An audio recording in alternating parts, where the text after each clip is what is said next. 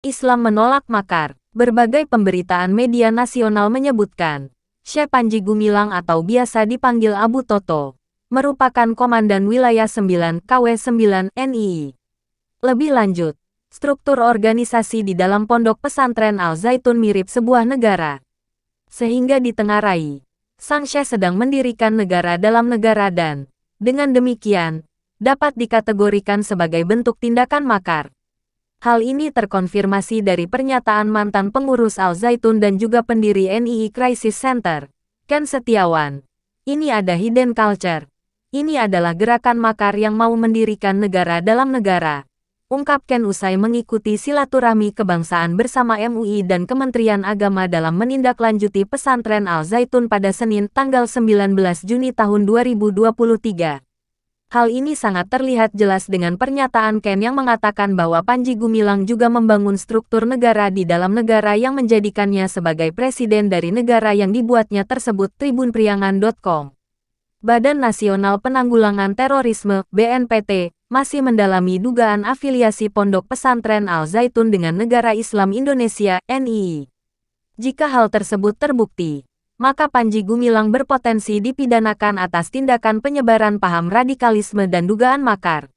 Untuk keterkaitan dengan NII, kalau nanti ada bukti-bukti kuat barangkali polisi juga akan menindak pidana khusus terkait makar, kata Direktur Deradikalisasi BNPT Brigjen Pol Ahmad Nur Wahid kepada Metro TV, Jumat tanggal 7 Juli tahun 2023. Benarkan sang Syekh sedang merancang tindakan makar? Apakah itu makar? Dan bagaimana pandangan Islam soal makar? Definisi makar. Makar adalah niat untuk melakukan suatu perbuatan yang telah diwujudkan dengan adanya permulaan pelaksanaan perbuatan tersebut. Demikian bunyi pasal 167 KUHP. Salah satu yang diatur dalam makar adalah terhadap pemerintah yang sah. Pasal 193 berbunyi, 1. Setiap orang yang melakukan makar dengan maksud menggulingkan pemerintah yang sah dipidana dengan pidana penjara paling lama 12 tahun. 2. Pemimpin atau pengatur makar sebagaimana dimaksud pada ayat 1, dipidana dengan pidana penjara paling lama 15 tahun. Dalam Kamus Besar Bahasa Indonesia KBBI istilah makar memiliki 3 arti, yaitu akal busuk, tipu muslihat. Kedua, perbuatan usaha, dengan maksud hendak menyerang, membunuh orang. Dan ketiga, perbuatan usaha, menjatuhkan pemerintah yang sah. Secara singkat, makar kerap diartikan sebagai kudeta. Sementara itu, kata makar dalam bahasa Belanda disebut aanslag, yang artinya penyerangan atau serangan.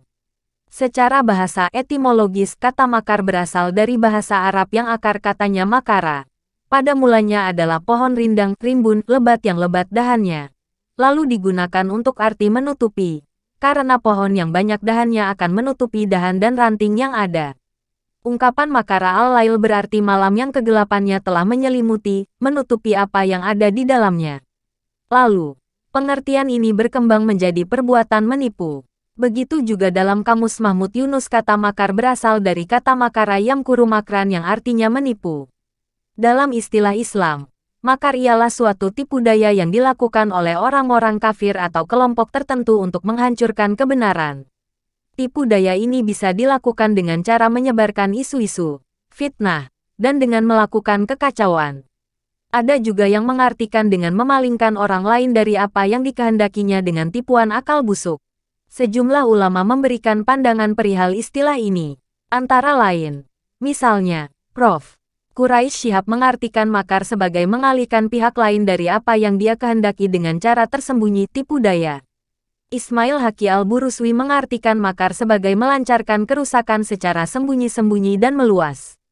Bahkan Buya Hamka di dalam tafsirnya Tafsir Al-Azhar bahwa kata-kata makar telah diambil alih dan dijadikan bahasa Indonesia, yaitu segala tindak pidana untuk maksud yang jahat di dalam bahasa hukum Indonesia telah disebut makar.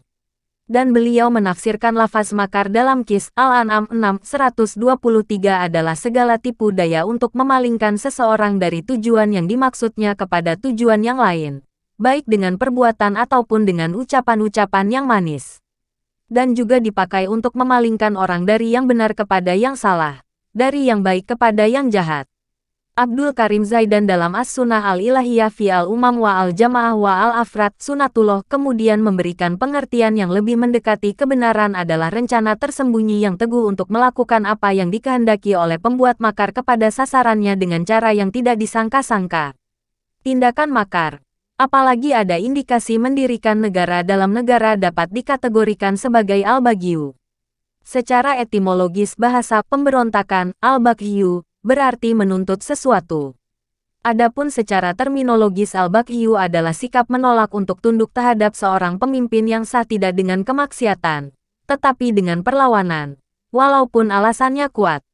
Sedangkan al-baghyu menurut istilah ulama adalah orang yang menentang pemerintah yang adil dan tidak mau melaksanakan apa yang menjadi kewajibannya. Menurut pendapat Hanafiyah bahwa pengertian al-baghyu adalah keluar dari ketaatan kepada imam kepala negara, yang benar, sah, dengan cara yang tidak benar. Menurut pendapat Malikiyah bahwa pengertian al-baghyu adalah menolak untuk tunduk dan taat kepada yang kepemimpinannya telah tetap dan tindakannya bukan dalam kemaksiatan, bertujuan menggulingkannya dengan menggunakan alasan ta'wil. Menurut pendapat Syafi'iyah dan Hanabilah bahwa pengertian al-baghyu adalah keluarnya kelompok yang memiliki kekuatan dan pemimpin yang ditaati dari kepatuhan kepada imam pemimpin dengan menggunakan alasan ta'wil yang tidak benar. Indikasi tindakan makar yang dialamatkan kepada sang syekh sejak dini dapat diantisipasi melalui penyelidikan dan pengajikan mendalam terhadap berbagai aktivitas sang syekh yang dipandang sebagai pentolan NIIKW 9. Jika tidak diantisipasi sejak dini, ketika telah membesar dan semakin terstruktur dikhawatirkan akan mengarah kepada bugot. Sebagai negara, Darul Mi'atsak, dan Darul Ahdi wa Syahadah, yang sejak awal telah disepakati oleh para pendiri negeri ini, maka makar dan bugot dalam berbagai bentuknya perlu mendapatkan perhatian serius dari semua elemen bangsa ini. Tentu, kita tidak boleh melupakan berbagai peristiwa akar dan bugot di belahan dunia lain yang pada akhirnya menggiring negeri-negeri tersebut ke jurang kehancuran hingga kini.